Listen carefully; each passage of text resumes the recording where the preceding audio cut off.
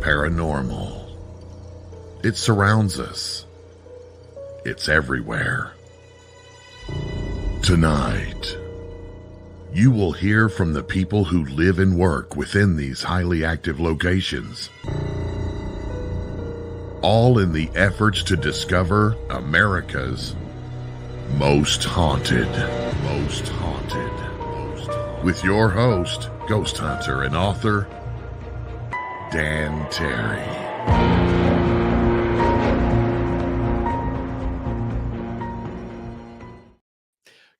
Good evening, boys and ghouls. I am Dan Terry, your ghost host with the most haunted right here on the flagship of the new mainstream media, the UNX Network. And if you're not a member yet, you best jump on the deck and hang on to something, because we're going to be telling you the spine-tingling terrors that goes along with being in the new mainstream. Yeah, that's right. UFOs, ghosts, demons, all of it. It's here for you. Guys, I know you're going to be saying to yourself, my voice is not right. What's wrong with it? Well, there is something blooming up here in the mountains that is kicking my butt, and my voice is kind of clogging up, but that's okay, because you didn't come to hear me anyway, did you? You're here for my guest, Jason Roberts. He's been on here before. Jason is the founder of the Kansas Bigfoot Research Society. He's a producer for his own podcast called the Cryptic Heartland. He is the owner of RoadTrip Paranormal, who I've worked with, lectured with. We've had a ball. God, the things that happened in Wilson, Kansas was amazing. And he's an investigator for Everyday Legacy Paranormal. His groups are running tours in Wichita, Kansas, Dodge City, Kansas, and Wamego, and there's more on the way. He has got the old West ghosts, the stories. I mean, think about Dodge City and what all happened there, and just what all happened on Gunsmoke, let alone Wyatt Earp being there and all the other heroes. And Bat Masterson's brother being murdered there. It's so much history, so many ghosts. And here's the experts to talk about it. Jason Roberts. All right, Jason, did I build you up too much? Maybe. No, I've worked with you. I know how you are. So what's going on? You've got so much going in Dodge City, but you've come across these old West cowboy ghosts, right? Very much so. Very much. And not just Dodge City, but other towns too. Why don't you tell us about some of them? So we've been working closely with Dodge City and Wamego. We're based out of Wichita, but it's still kind of hard to get a lot of things going, but we do have something brand new that we're going to be brewing here next month, which is right along Delano, which is basically like the Dodge City of Wichita. Mm-hmm. It's where all the cowboys and everything happened back in the day when Delano was not even a part of Wichita. It was its own city. So now, was Delano the red light district, the rough area? Yeah. Yeah, it's all right. History is awesome, and we got to dive into the dark parts of history, because that's where the fun is. Yeah, pretty much. Delano is one of my favorite areas to go and visit.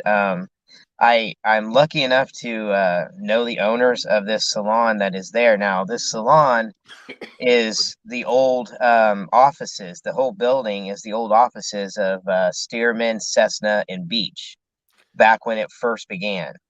So the land right there already has like its history to it, because back behind it, there's a big, huge baseball field, brand new. It's where the minor league baseball team is at there in Wichita. But before that, it was an airfield. So they used to like have planes out there and test them. Okay. But before that, back in the 1870s, it was all cowboys. It was all the old West right there. Uh-huh. You had the famous shootout between Rowdy Joe and Redbeard.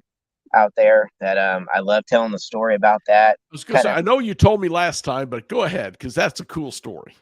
So you have these two saloon owners. You have Red.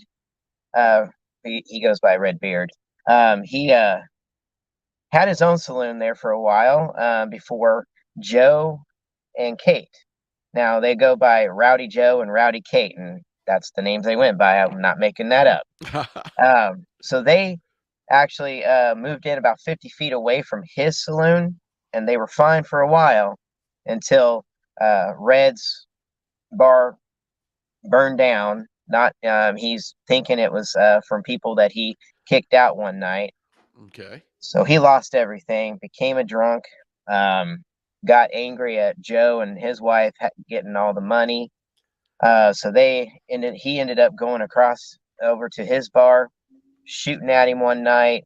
That became a famous gunfight out into the street where they chased each other down the street.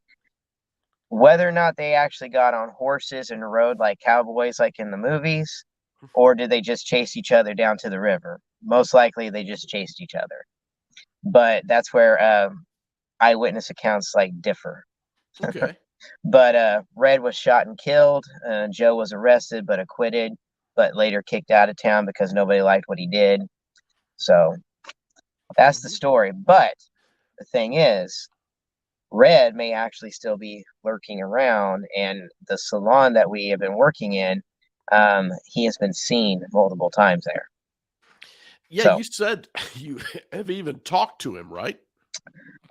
some of us have, yeah. But there's also a woman there who we believe is possibly one of the women that worked there with him.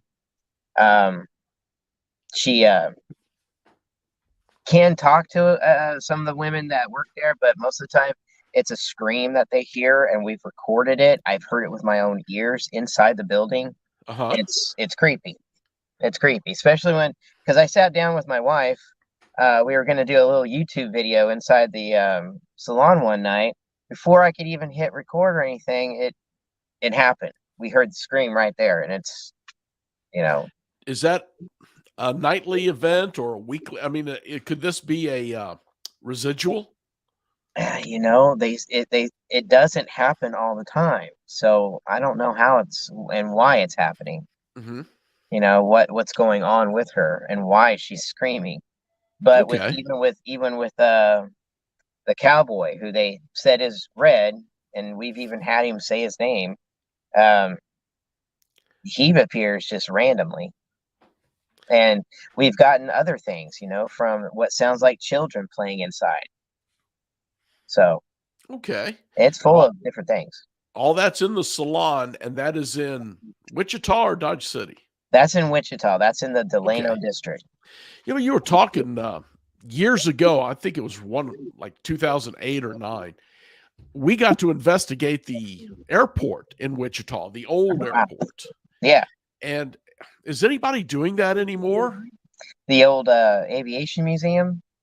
Is that the one you're talking about? Yeah, they had stuff they were working on in there.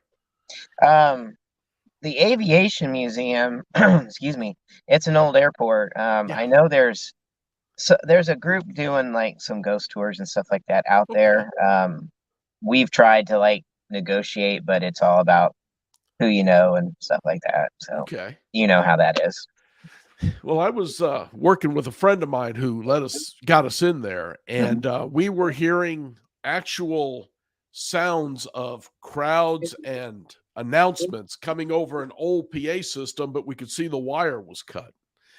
So it was really a cool place. I talked to it was a black pilot, and I want to say he was one of the Tuskegee Airmen, because I think they flew there, trained there or something. And it was an amazing place, and I always wondered whatever happened to it, because the guy I worked with was not able to negotiate with them for a regular tour. We would love to do it ourselves too. Maybe hopefully soon we can. Wichita is full of a lot of great places. It's just a matter of being able to get in, And if the building isn't on for sale or something like that, that's the problem. A lot of buildings around Wichita are going up for sale or new owners, and it just keeps changing a lot. So, Mm-hmm. Is that because the airline and airplane industries have taken a tank lately? probably. Yeah. Probably. Yeah.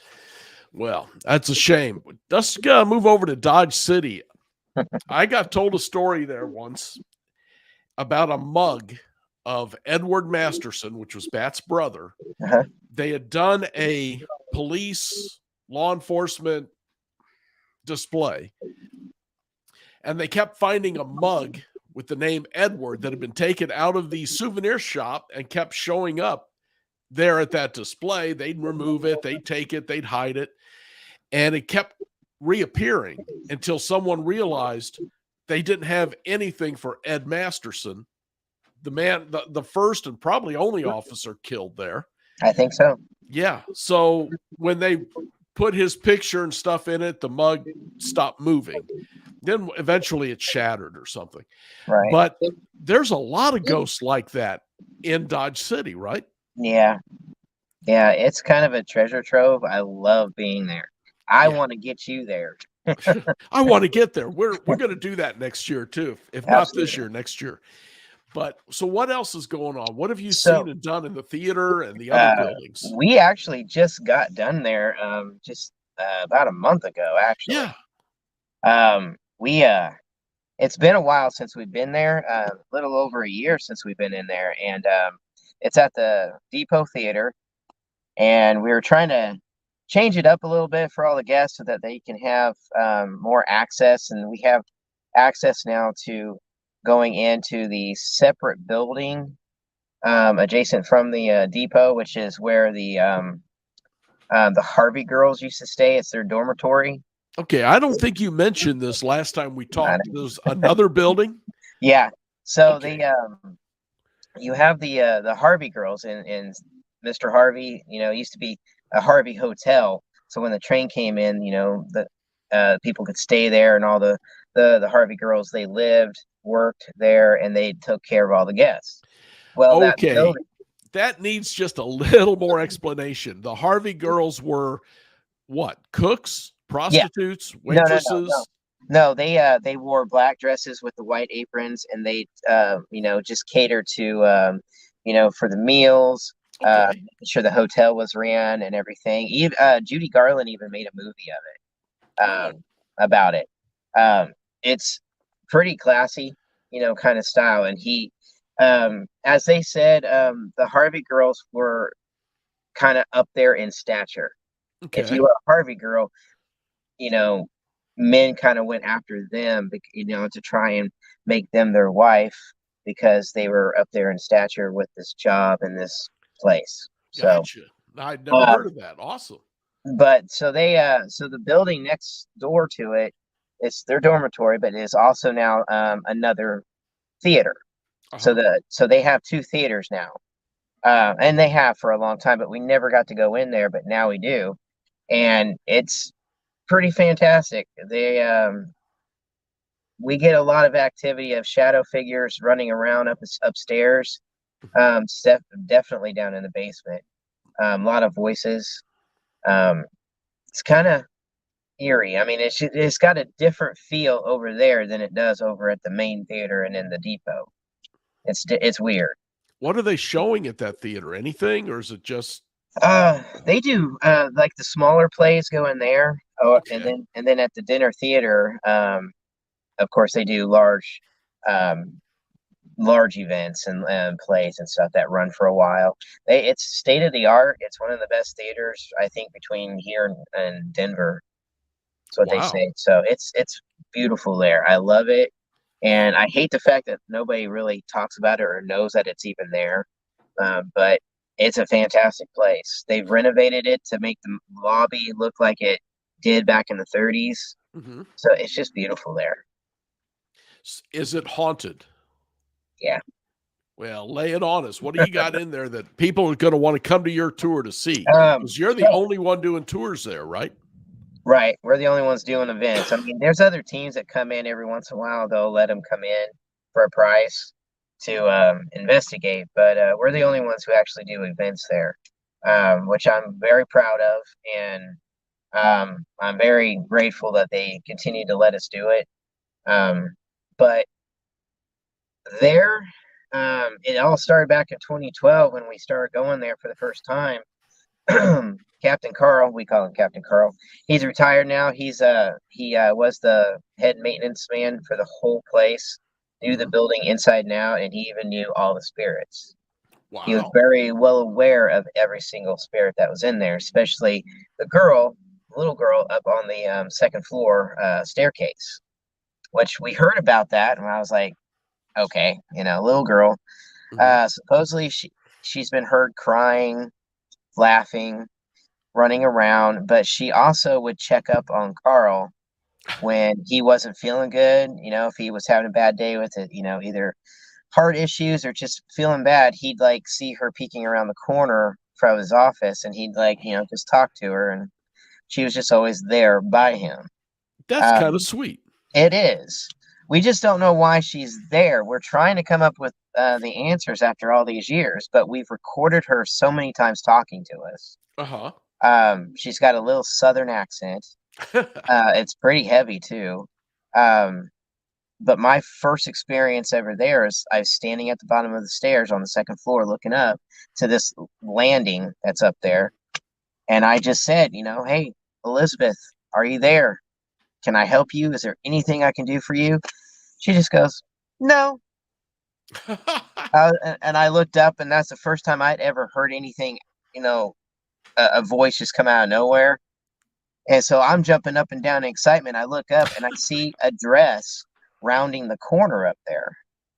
Like she's just walking away. And I'm like, okay. She said her piece. But wow. Over time, we've got a lot of interaction with her. I mean, we've sat down at the bottom of the stairs and heard her opening and closing doors up there. I mean, you just constant, just running around like a kid. Yeah. So one event we had Chris, who lives in Dodge. He's on the team. He brought a kid's piano that you have to push to play, and it's very loud and it lights up. Well, someone, what we assume her, was manipulating that while we were doing our big event. See, that night though, we had cameras going and we were filming live with our guests, and my buddy Leo was actually back in Derby, Kansas, running the podcast and the cameras. And so he was watching all this with guests from around the country, watching all this happen. He calls me and says, hey, get me on speakerphone. I want to talk to Elizabeth. I'm like, absolutely. So I go over to the stairs. I got him on speakerphone, and he goes, hey, Elizabeth, this is Leo. I know you know me. Is there something I want to see if you could do this for me. Can you come down the stairs and play? Before he could even get the words out, the piano just started playing. Was it playing music or just notes? Just notes. Okay. It's just notes.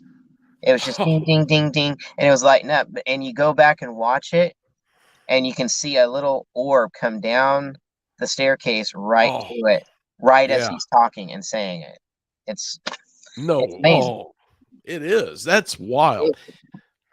So tell me, do you have that recorded? Can people see that anywhere? That was all on our live stream. If you go to RoadTrip and just go through all of our videos, we have so many that we have that from our live events, and you can just pick the events and watch. Because I try to go live as much as I can for a lot of our events. I didn't this last time because I wanted to actually have fun and do stuff, but we have a lot of it recorded, and that event, we have it all recorded. So it's on our Facebook page. And that's the kind of evidence you need to be going to these conferences and showing, because that is incredible. Well, and then I showed you the picture of the staircase, the one. Yeah, we disagreed on that. I thought it was an old man and you thought it was a child, but it was a definite figure. A male figure for sure. I don't know, boy, man, I don't know, but I just know that wasn't supposed to be there, and here he was sitting there, And and I that was in love that that theater? photograph. That was at the same staircase. Wow. That same staircase. I may not want to leave that staircase when I get there. Well, then you have the spirits that are down in the basement. There's spirits in the theater. We get a lot of activity. We even had one time in the theater itself, which is a newer addition. It's not, the building itself is from 1898 and opened in 1899, but the theater, which is all more modern time, we had a whole sold out event. And while we were in there, we were told that sometimes there's whistling heard inside there. So we had a guest that could whistle because Roth kept saying, I can't whistle loud enough. Can anybody in here whistle? So a guest started whistling like a tune. And I kid you not, just a little bit later, she did it again. And from up above, when nobody's up there in the catwalk, someone else finishes it and whistles that tune back to us, and nobody was up there. Okay. I know you and I have done the theater in Wamego. Yes. There's a second theater in Wamego. I can't remember what it was called, but yeah, it was not a theater anymore. It had a stage yet, but you know which one I mean? About 2 blocks down from. Oh, the old Opera House. Yes. Yes. And I've done the Fox Theater and the Stifle in St. Louis, and you're doing this theater in Dodge City. Why are theaters haunted like this? They're everywhere. The way I look at it, and Kathy Ramirez of Ghost Tours of Canada, we talked about this. We believe it has a lot to do with the passion that the actors all had. If you put in a lot of passion for your acting, your singing, and everything you do up on stage, that energy just has to just be consumed inside there. Okay.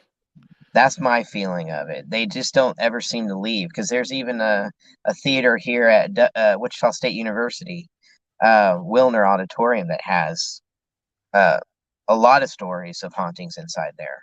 Okay. Yeah, for some reason, even movie theaters seem to be haunted, even though they're movie theaters. Come on, right? But I've been in one of those that was haunted there in Herman, Missouri. You're saying you think it's just the personality of the kind of people who work in a theater? I mean, it could be. I really feel like there's just so much passion. I can imagine being an actor and just putting my whole life right there into that place and falling in love being on stage in that building. Because there's a lot of people who just want to stay at that theater and continue working. Because I know in Wamego, all of them love that town, and they love going to the Columbian and performing. That's like, they love it, and I can see why they would be attached to it afterwards. We had a lot of experiences there at the Columbia Theater in Wamego. I was there first with Brenda and then with you, and it didn't disappoint ever. No, it never does. We're trying to get back into the theater. They kind of changed some things up a little bit, but I've been talking to the director there, and so we're hopefully going to be getting back in to do some more work inside the theater. The lady who was working with us was on my show early in the show's history, and she was really excited about you guys coming in later that week. And they're still doing ghost stuff there, right? Oh yeah. I would always assumed you were in with them on that. We were doing their booze and brews stuff, and then well, just for the sake of my company, for the team, we're trying to change things up for ourselves, and making it so we're not always doing everything for free in our lifetime. I get it. So just negotiating where everybody gets a cut, everybody gets a little profit from everything. No, nothing wrong with that. Just because of wear and tear of equipment and travel, so we just have to renegotiate everything. And same thing with Dodge City and all that. While we're talking about it, what kind of equipment There's all kinds of new stuff constantly coming out. What's your opinion on that, and what do you use? Oh man, I love the dowsing rods just because it's old school and it's a lot of fun. Mm-hmm. And if you do it right, you can see that you're not faking it. Right. You know that. I love so the SLS camera that everybody has out. It's good, but it maps out everything. Yeah. So it could be a chair and it'll start mapping out something. But what's cool with that is that we've had figures pop up and they're there, and we'll talk to it and we'll be like, hey, can you wave to us? And you'll see the figure actually wave to you. We've actually, my buddy Dan, not you, but my other buddy Dan. Yeah, I remember Dan real well. Big guy. We've had, like we saw a figure sitting on top of a forklift, and it was dangling its feet. And so Dan goes marching over there to it and stands underneath. So me being me, I said, hey, can you pat him on his bald head? And you see the figure actually reach down and start tapping him. And he's like, oh my God, I can feel that. No kidding. It's pretty amazing, when you have that. But you have now I like motion sensor stuff too. So you got some of those new EMF ropes that are out. I'm not familiar with this. I saw something on the TV show Kindred Spirits that they were using. Then I found a different type of version of it. It's about 6 feet long, and you just place it out somewhere, and like behind you or on the where there's steps. And if anything comes near, it lights up. It's pretty cool. So it's like a REM pod, but it's a band. Yeah. Stretches out. Okay. It just stretches out. For mine, it kind of almost looks like a jump rope, but it works pretty good. Okay, you check your phone. It's kind of your voice is getting real high and squeaky, like you're on helium. Oh, sorry. No, you're fine. You're fine. Just got to tell this one though, because I was with you in Wilson, Kansas, and I had never seen that SLS. Is that what it is? Mm-hmm. And there was, and I'm serious, guys, there was a pair of red underwear hanging from the ceiling in the basement. And I had been there earlier that day. And the lady who owned it, she actually pulled me in to see her basement, swore it was haunted, and apparently knew about it too. And she had told the story about when they bought the place, there was this pair of red long johns, the kind with the flap in the back, the really old-fashioned kind, Union something. And so when her husband sold it, there was all kinds of poltergeist activity. The place went crazy. She made him go buy a new pair and hang it up. He found a pair. He hung it up. Everything pretty much slowed down or stopped. They were hanging there. There was no wind. It was just as still as you can imagine, still as the grave. You turn that thing on, and you could see this figure trying to put that on. You could see his arms going up, this arm going up, his leg trying to get it. I was just stunned at that thing. It was actually showing a ghost trying to put his underwear on. Just crazy. It's almost like you had a naked ghost right there trying to put its clothes on. Yeah. I was in the Fox Theater and literally, truly heard a ghost urinate, but I never seen one trying to put his clothes on before. So now we got two stories for it. I was also in that hotel in, where was that? Hotel Josephine. Right. Mm-hmm. And they had one, and I insulted a ghost, and they had that SLS showing that ghost trying to hit me. It just, the arm just kept coming back and hitting me. I didn't feel it, but. You didn't feel it? No, it's just amazing equipment like that. Right. I don't want to believe it. I cannot seriously believe that works, and yet I can't argue with the evidence either. We've had so much luck with it. We went to Oberlin, which is way up northwest of Kansas, up by Nebraska. We were in the Last Indian Raid Museum, And my buddy Jake had his SLS camera out, and I believe it was his first time ever in there. Well, the museum itself had like displays of life throughout the town, over the many decades. Okay. And they had like the old sewing machines that you have to pedal with your feet and turn it. Sure. He turned around and the SLS was pointing right at the machines, and we were hearing sounds, right? Like Right. metal.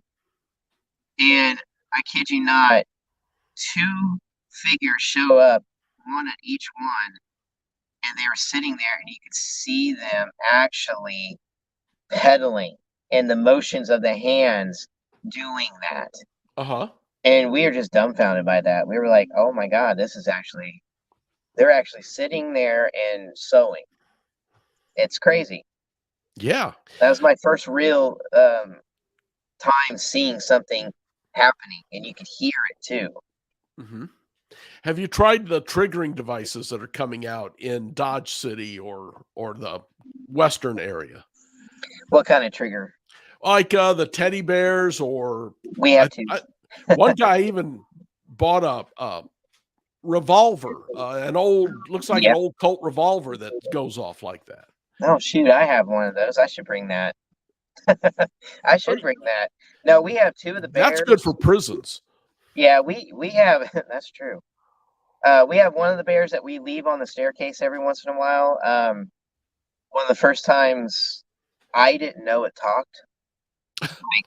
So I was up there on the staircase putting things out there and wasn't aware that Dan had set his down and turned it on. Mm-hmm. So that thing talked, and I about fell down the stairs.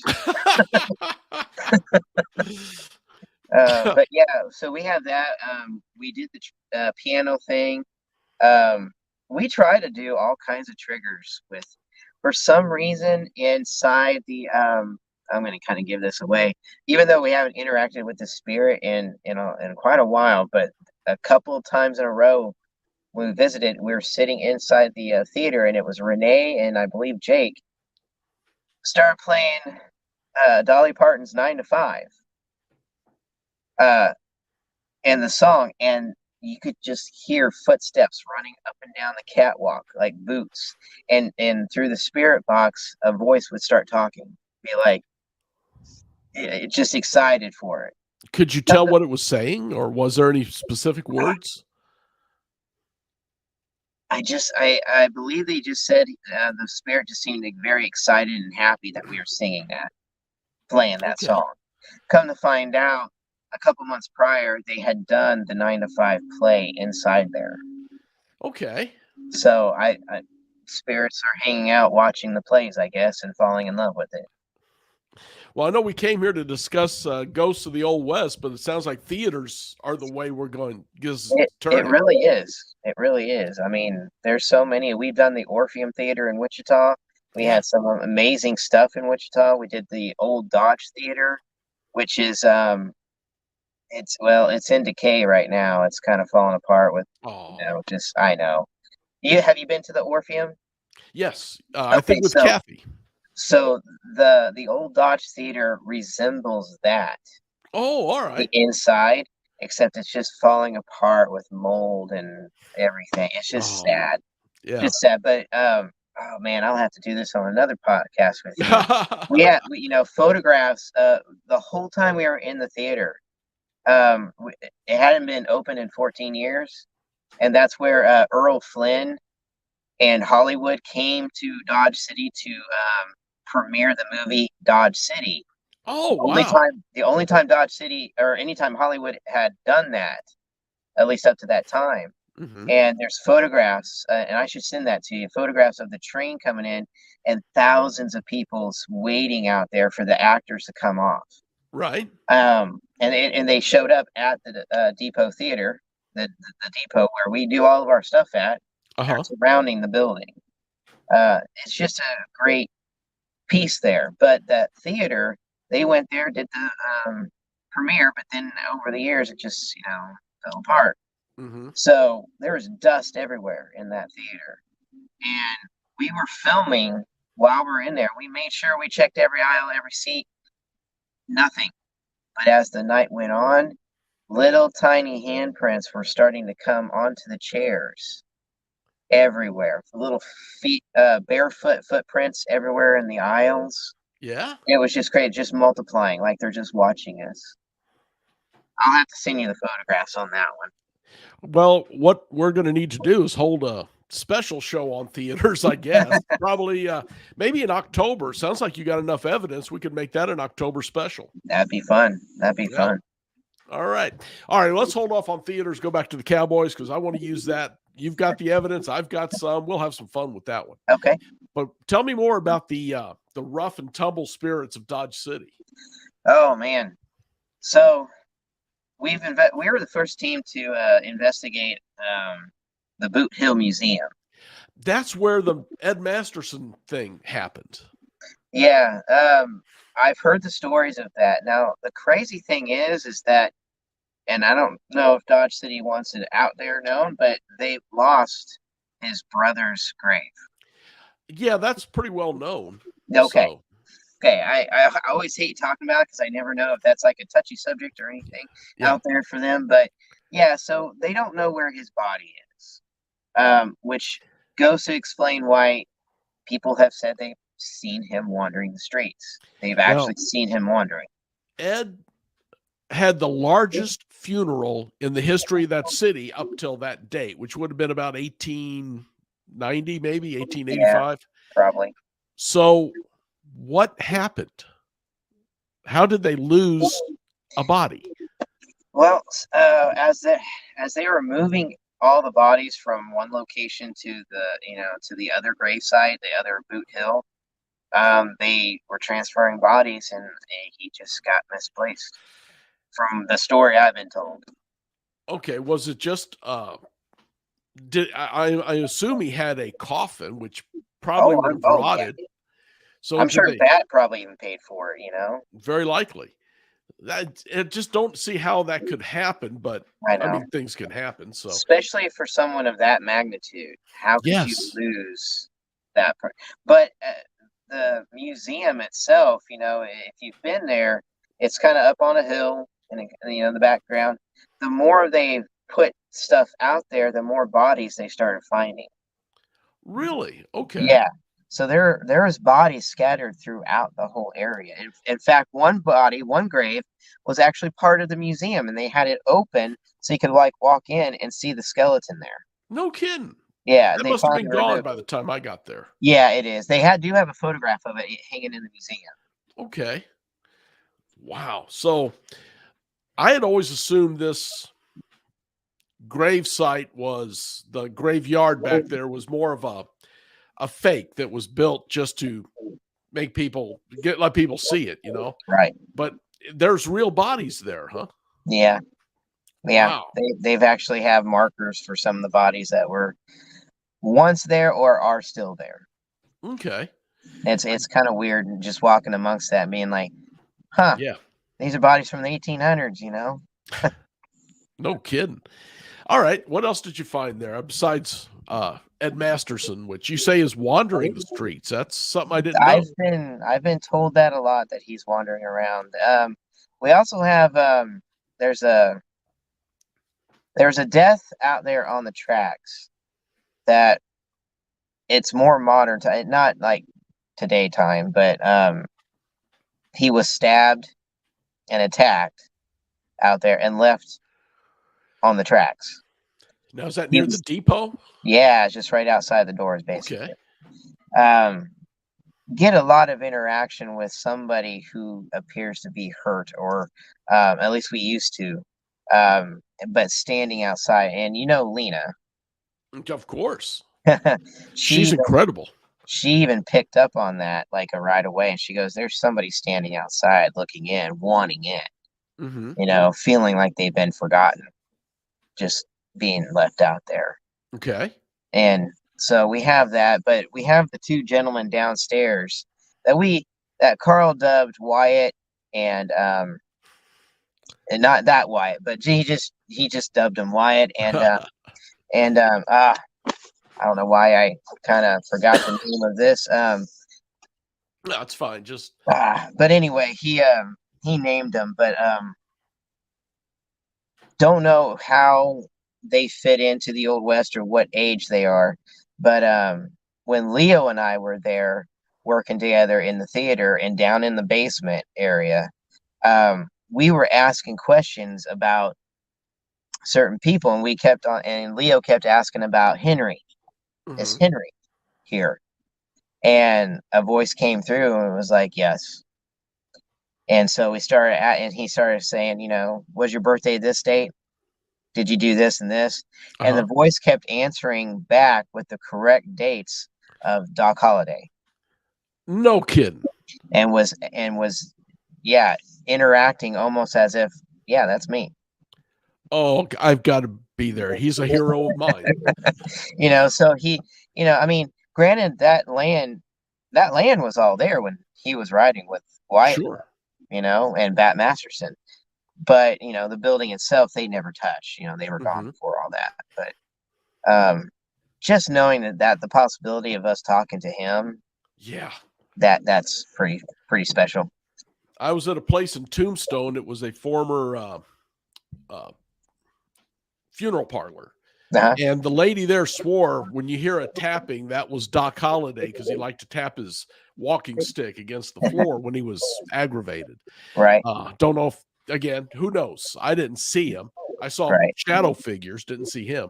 But now I got to come down there just to see Doc Holliday. Yeah, see if you can make it out. Maybe he'll come and talk to you. Yeah. Wyatt Earp yet? Not there? Not yet. Not that I can honestly say. I mean, sometimes maybe we could get voices that come through that we can't get a name for it. Okay. But like I said, we get a lot of interactions. Like I was telling you about that. People call it the Estes session, or we call it the Frank's box session, where you headphones and the spirit box. And man, we get spirits talking to us all the time that we are trying to interact with, and we're having a conversation. Jake and Dan, when they have them on, they have no idea what they're saying, and but there's always somebody on stage that's kind of lurking in the background that I'm like, I see your shadow back there. And he goes, that's not me. Okay, yeah, that's me. You saw me? Okay. That's what he replied, is that's not me. Okay, it is me. Almost right away. And then I said, well, I'm going to come back there and get, and come get you and bring you out here. And as I start walking, he goes, stand up. I was like, dude, I'm as tall as I'm going to be, I was like, that's not nice, so no, that's funny. I get a lot of interaction of a comical way with some of the spirits there. And I love it. We like joke and pick on each other. And Jake can't hear a single thing that I'm saying. Right. And then I have to wake him up, and he always comes out of it like in a daze, like, oh my God, and same way with Dan. When I wake him up from it, they're like, man, I'm drained and I don't even understand what was said. Wow, that's awesome. And Lena's doing a lot in Dodge City now. Lena is a friend of ours, and folks, just the most amazing psychic. One of 3 I've met that I honestly believe is truly got a gift like that, or a curse. I'm not sure which it is. But Lena does a lot there in Dodge City. Yeah, she does. We always try to hook up if we can to have her at events, but she is so booked up. Yeah. And is never available most of the time. She's always doing her own stuff. She does all of her readings out there, but we have had her out there before, and she's the one who has picked up on stuff that we actually, could confirm and be like, well, yeah, we've had that happen. Yeah. And we don't tell her anything. I don't see her enough to ever talk to her about anything. Right. So back in Wilson, have you been back there? That hotel was pretty interesting. We've had been there so many times leading up to that time, but no, the last time I was there was with you. Wow. They've done a lot of changing and stuff like that. So rebuilding. Do you remember the name of the hotel? Midland, the Midland Yeah, Hotel. Midland I Railroad know that because Hotel. I'm wearing the shirt from the Midland Hotel when you had the conference there. I love it. So those rooms, folks, if you get the chance, Midland Hotel in Wilson, the rooms are just the way, about the size they would have been back in the day when it was a railroad town. Yeah. And they're small. They had screen doors inside the hotel. Yeah. Never seen that before, but going back to the old days before air conditioning, it makes sense. Keeps the flies out, but air can circulate. Right. So it's an incredible place you may want to check out. You've got Dodge City, Wamego, Wichita. Which town is the most haunted for you? Oh man. I'm always gonna love Dodge City. It's part of history, and I feel lucky that we get a chance to even go there and do what we do.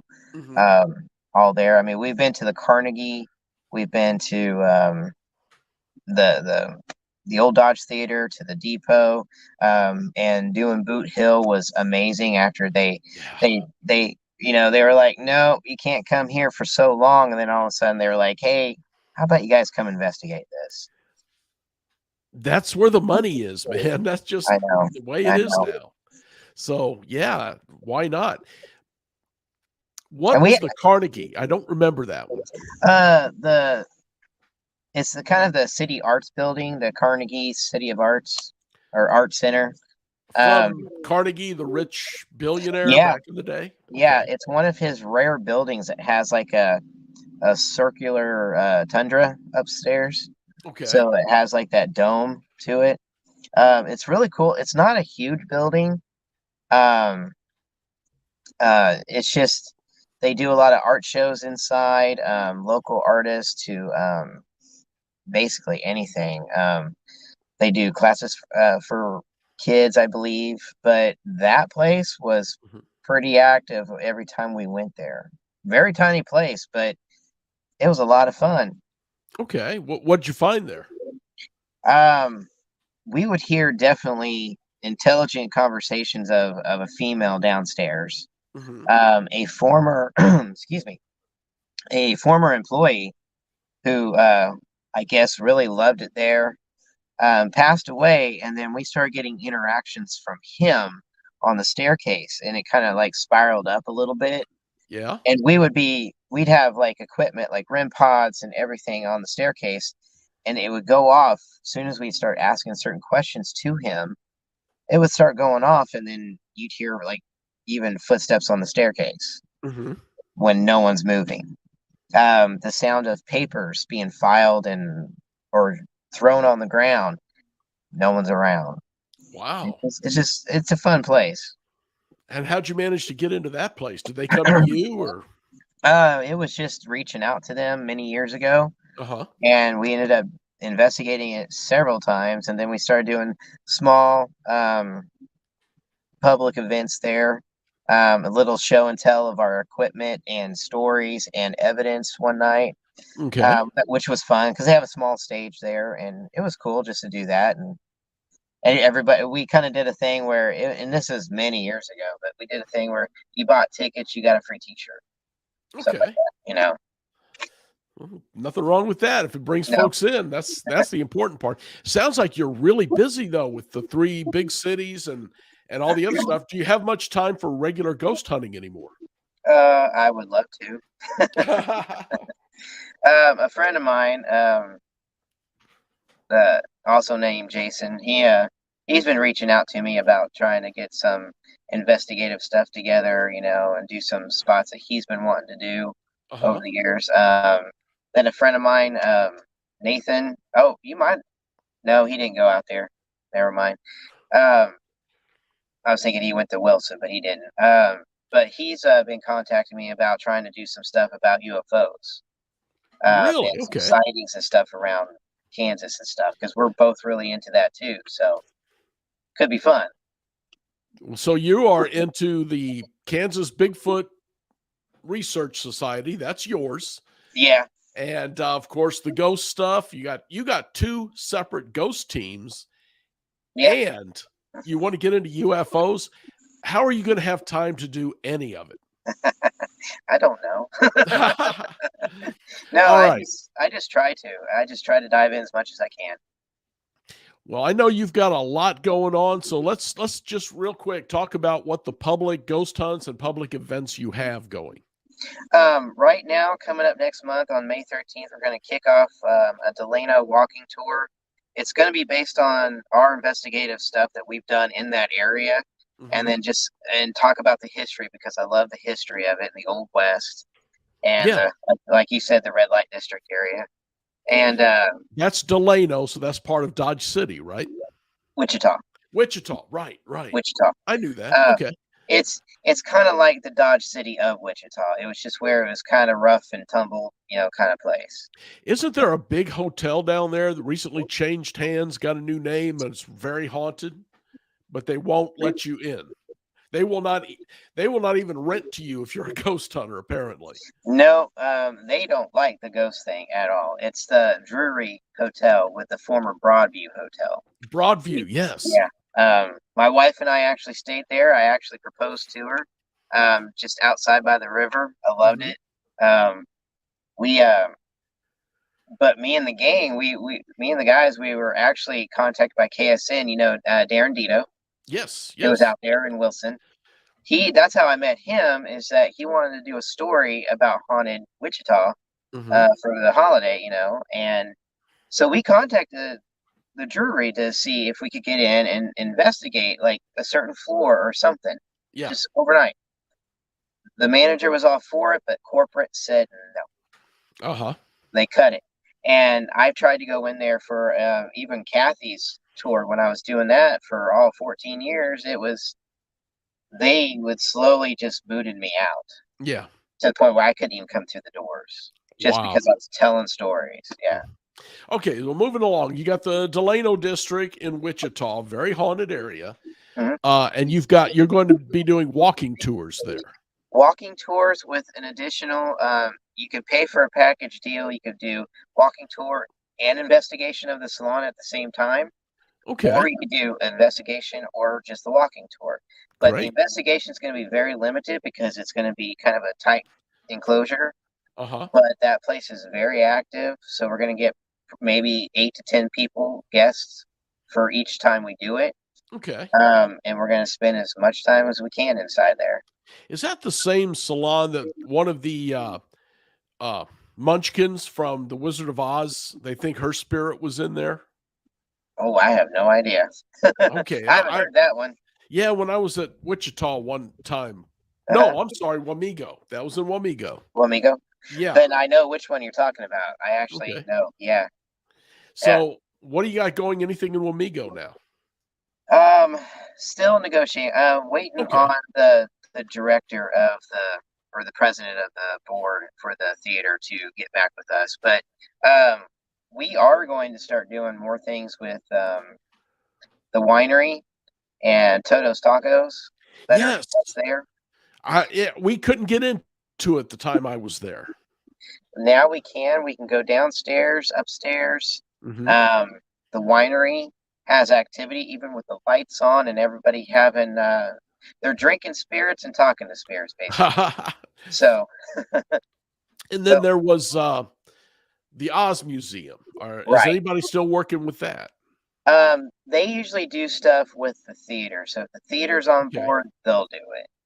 So we did an event earlier this year at Toto's and the winery and the Mason Lodge, which I didn't know was even there until they told us, there's Masonic Lodge here. And it's fully active, as in it's still being run today. So it's still set up exactly how they do still a their Masonic hall. Yeah. Okay. So they have all their thrones and all this set up. And I was just, thinking maybe we shouldn't be in here. But, I mean, it was crazy because we brought female guests inside there and we turned the spirit box on and immediately we were getting voices that said, "Get out. Yeah. Get out now. Please leave." Wow. So it was very stern, but it is what it is. Okay. Wichita, you've got the walking tour. Is that with investigation? With the investigation. What about Dodge City? Dodge City still working on some more dates. Just got to get that nailed down with them because they got a lot of production stuff with their plays. So we're going to be announcing dates for that soon. And then starting in August for Wichita, we're going to do our year 2 of our spooky bus tour out there. That was a huge success last year. We were doing 2 tours a night. So that's about 4 hours of talking that I have to do. Wears me out, but it's a lot of fun. We kick off at River City Brewery, so people can eat dinner before or eat dinner afterwards, or have drinks, whatever you want to do. But we try to interact with everybody, and you get to hear the evidence while we're driving and stuff. So it's a lot of fun. And how do folks find out about this and order tickets? You can go to our website. It's RTP Kansas.com. Okay. RTPKansas.com. Yeah. Last year, you told me about the bus tour. We got you on like 2 weeks later, and it was sold out already. Yep. So, all right. I couldn't believe how fast it sold out. Well, we're going to get some people for you because your stuff is awesome. You're a great investigator, and I've enjoyed working with you. Thank you. All right. So, folks, Jason Roberts with Everyday Legacy Paranormal and RoadTrip Paranormal, and the rest of it, he's got too much to mention. Jason, thanks for coming back, and we'll get back together in Dodge City. I swear it's going to happen. I want you out there. It'll be fun. All right, buddy. You take care. You too. All right, friends. That's a lot of what's going on, of course, and I've worked with him. His style of investigating is very similar to mine. We just blended really well. He uses more machines. I use more dowsing rods and such. But other than that, it's great. I do want to tell you real quick, we still have the West Virginia Paranormish concert. I'm sorry. The Ghost Conference. That is May 13th. I'm going to be there speaking. So will Carl Jarl, if I'm pronouncing his name right, with Black Sky Paranormal. Shetan Noir, who was on my show recently. She is she runs GQ Sasquatch magazine. And Tanya Webb from the Old Hospital. There's a bunch more. You need to try and find that out. It's going to be in Oak Hill, West Virginia, May 13th. Last year, they got slammed. Huge numbers of people coming in they were not expecting. This year, they're planning it way more in advance. It should be great. The X-Con is coming up in Blue Springs, Missouri, October 13th through the 15th. I will be there on the 13th, Friday the 13th, talking ghosts.